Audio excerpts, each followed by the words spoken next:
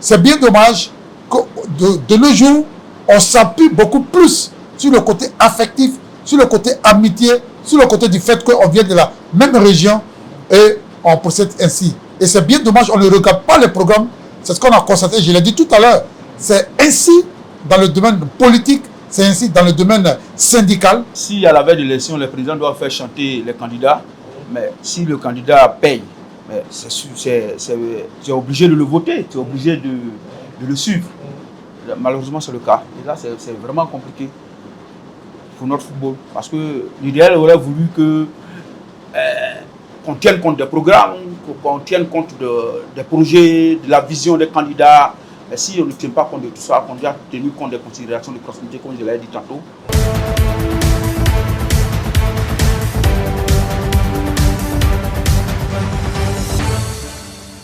Les présidents des clubs sont taxés d'élire le président de la Fédération ivoirienne de football par affinité, par amitié ou par copinage. Ils sont reprochés de faire fi des programmes de gouvernance pour des intérêts divers. Les électeurs feront-ils cette fois-ci d'amitié ou en regardant les projets de chacun? Mesdames et messieurs, bonjour et bienvenue aux gars sportifs sur Vision 24 TV. Nous parlerons des élections prochaines de la FIFA, choix du président par affinité ou selon le programme. Et bien sûr, pour en parler, nous avons Aimé Gueye-Titi, journaliste sportif. Bonjour Aimé. Bonjour Salé Moïse. Et bienvenue les gars sportifs. Merci beaucoup. Avec lui, Laurent Kouakou, président du club. Bonjour Laurent. Bonjour. Et bienvenue. Merci. Alors, Aimé, un ancien président de la FIFA disait qu'il faut avoir du vécu pour être président de la Fédération ivoirienne de football. Est-ce à dire que les programmes sont mis en arrière au profit du vécu? Oui, mais quand je prends cette phrase dont vous venez de citer, quand il faut avoir un vécu, ça veut dire qu'il faut avoir de l'expérience. Il faut avoir de l'expérience dans l'environnement du football en général et celui de la Fédération ivoirienne de football. Mais pour répondre à votre question, je pense que malheureusement, en Afrique, c'est répandu. Hein? J'ai fait une petite désertion en allant sur le plan politique. Sur le plan politique, généralement, les électeurs suivent ceux qui sont avec eux dans les partis politiques. On peut comprendre, mais en même temps, ils s'appuient beaucoup plus sur l'ethnie, le côté tribal, le côté affection, le côté du fait qu'on vient de la même région. Malheureusement, et c'est ça répercuté sur le plan sportif. On a vu les élections en 2022 passer donc au niveau de la Fédération ivoirienne de football, où il y avait 3 candidats qui avaient 3 programmes différents.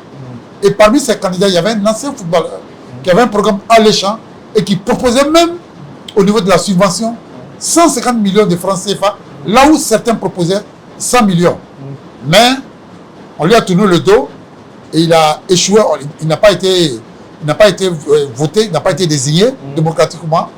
On a préféré d'autres candidats. Et pourtant, il y avait un programme bien ficelé, un programme à la disposition du monde du football et de la fédération.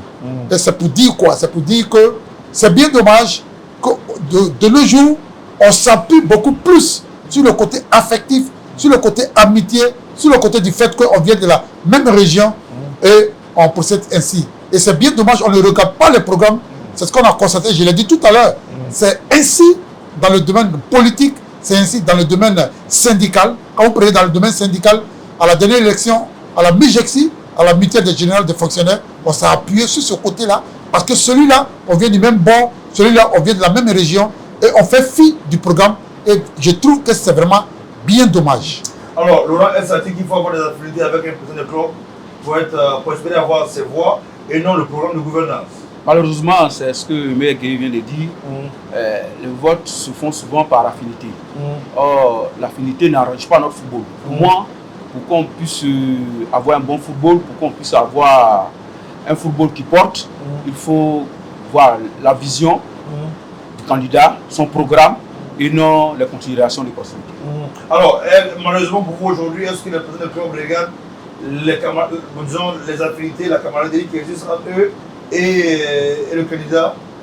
Bon, c'est ce que nous sommes en train de constater. C'est un constat. Les présidents de club aujourd'hui, c'est tout fort qu'ils regardent les projets.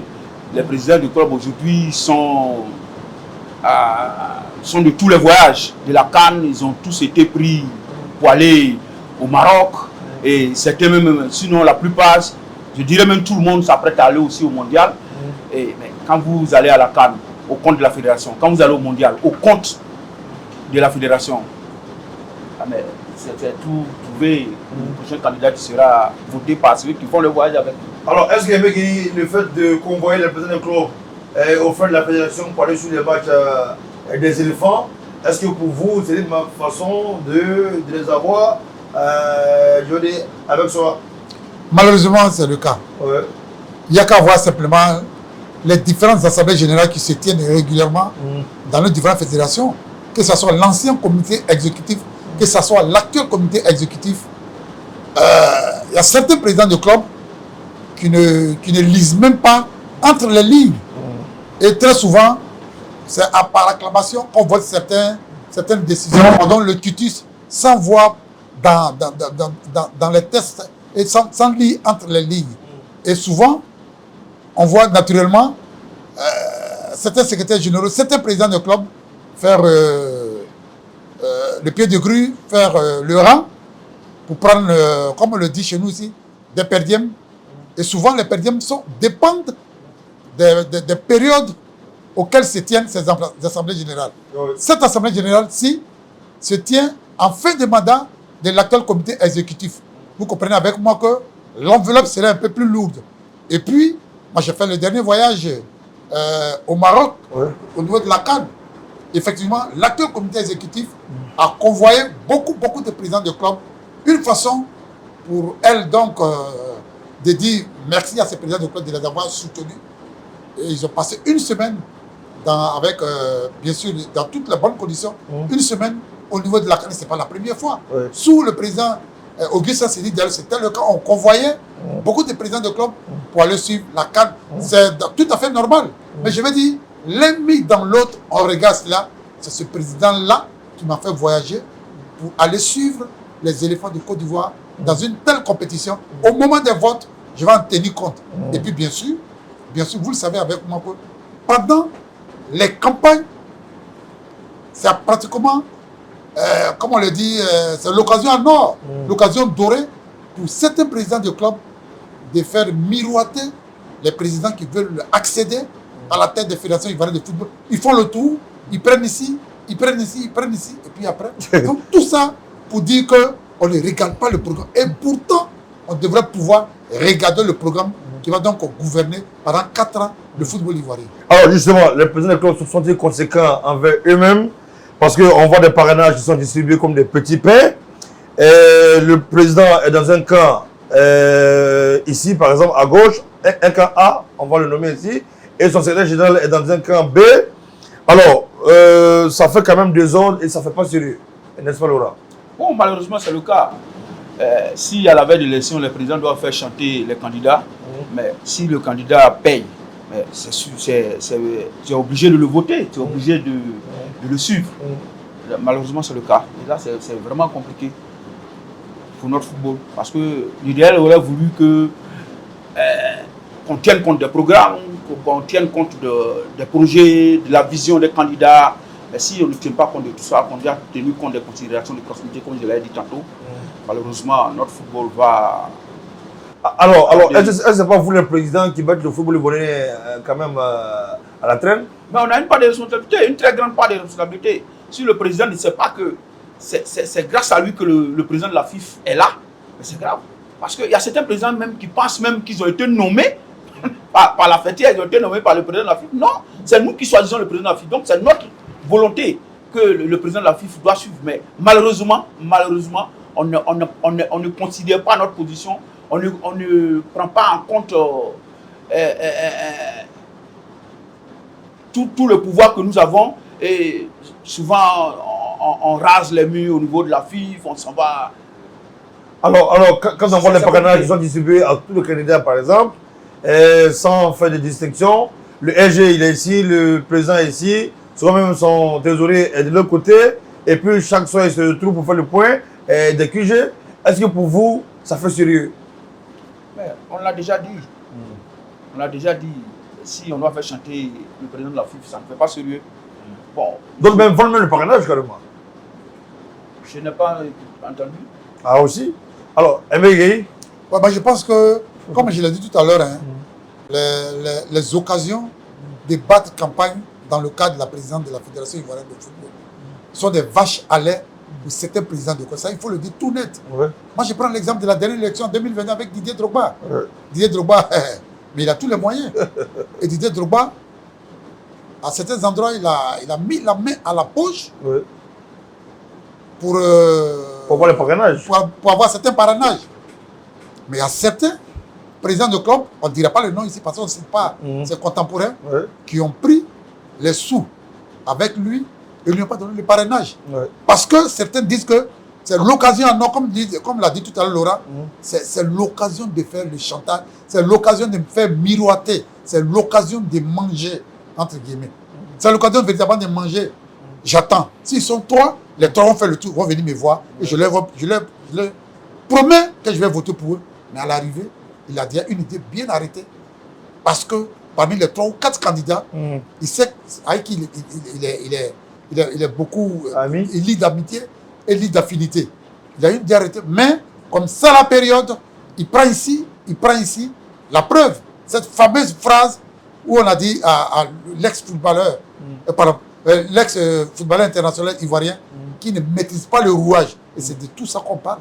Il ne maîtrise pas le rouage. Parce qu'en même temps qu'il met la main à la poche pour les encourager, ils ont déjà une idée bien arrêtée. L'environnement, c'est pour ça qu'ils ont dit qu'ils ne maîtrisent pas l'environnement, ils ne maîtrisent pas les rouages. Et malheureusement, il n'a eu que ses yeux pour pleurer. Et il s'est mordu la langue parce que cette atmosphère, lui, il n'est pas habitué à cela. Et je pense que si plus tard il va revenir, il saura sur quel pied danser. Laurent? Oui.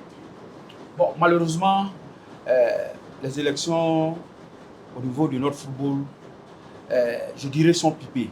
Parce que, et c'est d'ailleurs pour cela que le président, aujourd'hui, n'a beaucoup plus de considération que pour les présidents qui ont le droit de vote. Oui.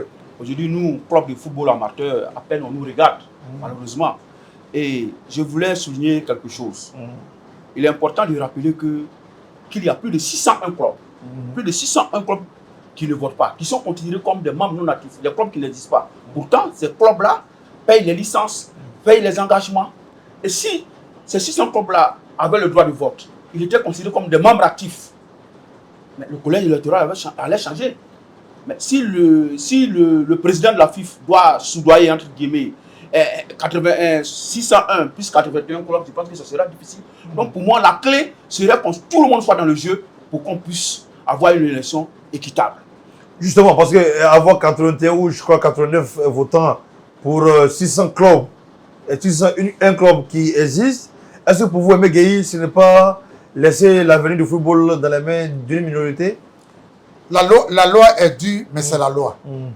La loi est due, c'est la loi. Jusqu'à preuve de compte, jusqu'à ce que vous et moi en fasse cette émission, c'est les tests de la Fédération ivoirienne de football qui disent qu'il y a 81 clubs qui votent, malheureusement au détriment.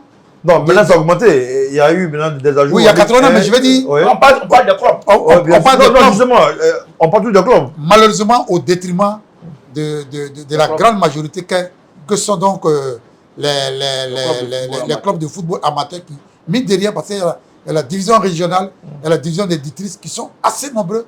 Il a dit tout à l'heure, ils sont près de 601 qui ont participé aux compétitions régulièrement.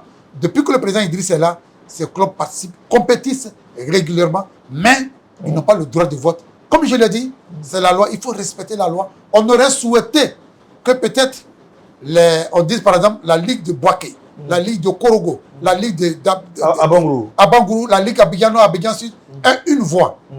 Pour au moins les contenter. Mais jusqu'à peu de côté, ce n'est pas le cas. Donc on est obligé de prendre jusqu'à ce que les gens se battent, mènent le combat pour qu'on prenne leur voix en compte. Alors justement, est-ce parce que les programmes sont rarement mis en application que les électeurs préfèrent les intérêts personnels du moment, Laurent? Bon, les programmes rarement mis en application, bon, je me dis, le président Diallo est arrivé en 2022, il a dit des choses. Pour ce qui concerne la Ligue professionnelle, bon, je ne suis pas dans le bois sacré là-bas, mais pour la Ligue amateur, il n'a vraiment pas fait ce qu'il a dit. Il a promis donner 20 millions par an à chaque ligue. Je ne pense pas que c'est le cas. Et Aujourd'hui, nous, au niveau des clubs de district, des divisions régionales et autres, pour nous, on est des laissés pour compte. Parce qu'on ne bénéficie pas de subventions, on ne bénéficie pas de droits de regard pour la FIF. Donc, moi. Mais est-ce qu'il y avait promis des subventions pour la Ligue amateur? Non, il n'a pas promis de subventions, mais nous avons droit. Si notre football génère de l'argent, il faut que tout le monde en bénéficie. Ouais. Je voulais faire un. Il faut que tout le monde bénéficie. Donc, je finis pour dire que pour qu'on puisse avoir une élection équitable, une élection sans bruit, il faut que tout le monde participe. Il faut que tout le monde participe au vote. Ouais. Je voulais juste faire un rectificatif par rapport à ce que dit mon très cher ami Laurent. Au niveau des ligues régionales de football, il a été octroyé un montant de 20 millions à chaque ligue. Et c'est effectif depuis que le président Idriss Diallo est là. Je le dis parce que j'ai un pied à la Ligue de football amateur en tant que secrétaire à la communication de la Ligue de football amateur. Et c'est effectif. On donne 20 millions de francs CFA à chaque ligue. Mais les 20 millions sont pour le fonctionnement normal des ligues. Le fonctionnement normal des ligues, ça veut dire quoi? Il faut que la ligue ait un siège. Il faut que la ligue ait un personnel permanent. Il faut que la ligue puisse payer son petit personnel permanent. Il faut que la ligue puisse avoir un peu des équipements, un ordinateur, des imprimantes. Il faut que la ligue tire elle-même ses licences. Et vous verrez bientôt que à chaque début de saison, on constate que les secrétaires généraux des différents clubs, des divisions régionales et des divisions, voire divisions D3, affluent du côté de la Fédération ivoirienne de football pour la confection de leur licence. Et ce n'est pas beau à voir. Et sous le président Idriss Diallo, on a affecté beaucoup de travailleurs au niveau de la commission des licences, confection des licences. On les a déployés dans les différentes régions pour aller aider les présidents des ligues pour confectionner sur place maintenant les licences. Vous ne verrez plus à partir de la saison 2026-2027 cette scène où de 2h du matin, 3h du matin, il y a les secrétaires généraux qui sont dans le couloir de la fédération dans le cadre de la confection des licences de leur club. Ça va être un mauvais souvenir parce que on a affecté certains travailleurs de la FIF au niveau des licences pour aller confectionner les licences sur place. Donc, je le dis, effectivement, c'est effectif. Chaque ligue a les 20 millions, mais les 20 millions sont faits pour le fonctionnement de chaque ligue. C'est important à savoir. D'accord. Alors, Laurent, aujourd'hui, qu'est-ce qu'il faut faire pour que véritablement les présidents des clubs ne votent plus par affinité et par amitié pour que tout soit transparent? C'est simple. Ce qu'il faut faire, c'est de changer le collège électoral pour que tout le monde puisse voter. Oui. Il faut que tout le monde ait accès à l'AG. Si tous les clubs ont accès à l'AG, je pense qu'on n'aura plus à voter par copinage. Il est facile de prendre en compte 81 présidents de club que de prendre 601 présidents de club. Et je voulais rebondir sur ce problème de la Ligue là. Au niveau de la Ligue amateur, moi je trouve que les choses sont un peu dépassées. Si on ne nous permet pas d'être à l'AG de la FIF, je pense qu'on peut nous permettre de choisir notre représentant. Le président de la Ligue, est-ce que il va à la FIF pour essayer de dire ce que nous voulons? Est-ce qu'il va à la FIF pour parler de nos problèmes? Je ne pense pas. Parce que nous avons nos problèmes. On pourrait se réunir, choisir un des pairs comme président de Ligue. Même le président de la Ligue doit être voté aussi. Pour qu'on puisse vraiment s'occuper du football local. D'accord. Je voulais donner une réponse. Comme on échange, je pense que jusqu'à preuve de contexte, ce qui est en place, c'est que c'est la Fédération ivoirienne de football qui nomme les 12 présidents des ligues régionales de football. Jusqu'à preuve de contraire. Oui. Et sur le terrain, parce que moi je me rappelle bien de 2 ou 3 scènes, je ne dirai pas le nom, il y a des présidents de clubs qui ont fait des pétitions pour décrier la gestion de certains présidents des ligues régionales de football. Et c'est leur droit. Est-ce qu'ils ont été remplacés? Non, je veux dire que après avoir été nommé par la Fédération ivoirienne de football, sur le terrain, on apprécie. Les présidents de clubs doivent être comment on a dit ça? De connivence? Pas de connivence. Doivent être en symbiose avec les présidents des ligues. Mais s'ils constatent que Ils ne sont pas en symbiose avec les 12 présidents des ligues de football régionales. Il est de leur droit de récuser ce président pour dire que le président ne fait pas notre politique. C'est leur droit. Il faut faire valoir vos droits sur le terrain. Si vous estimez que le président de la Ligue qui a été nommé par la présidente, la Fédération ivoirienne de football ne fait pas votre non. Est-ce que ce président a été refusé? Alors je ne saurais le dire. Le sujet n'est pas vraiment axé sur le président de la Ligue. Nous sommes pratiquement au terme de cette émission.